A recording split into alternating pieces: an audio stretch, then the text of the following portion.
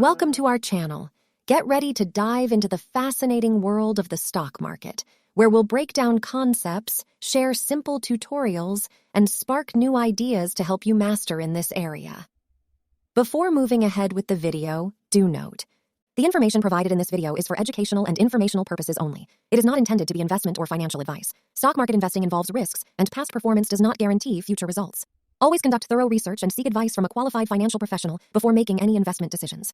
The creator of this video shall not be held liable for any losses or damages related to the content discussed. Viewers are solely responsible for their own investment choices. In this video, we are going to see how one can filter stocks by their beta value. So, let's begin.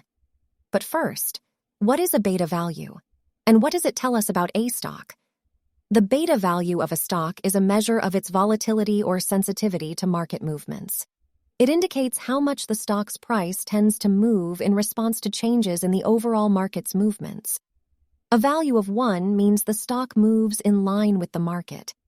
If the market goes up by 1%, the stock, on average, will also go up by 1%, and vice versa.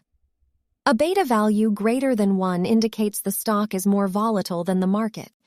If the market goes up by 1%, the stock, on average, will go up more than 1%, and if the market goes down by 1%, the stock will likely go down more than 1%. Conversely, a value less than 1 means the stock is less volatile than the market. If the market goes up by 1%, the stock, on average, will go up less than 1%, and if the market goes down by 1%, the stock will likely go down less than 1%. So now let's see how can we filter stocks or symbols by their beta value. There are multiple methods and tools and websites that help us perform this. We will now look at one of those. Do note, this video isn't sponsored, nor am I promoting the tools or websites mentioned here. This is purely for educational purposes. Open your web browser and go to investing.com. After the website loads, it could suggest you the best version suitable for your country, so you can just click on Take Me There. Now, on the top left, go to Tools tab, and from the list, click on Stock Screener. It will now open the Stock Screener tool page.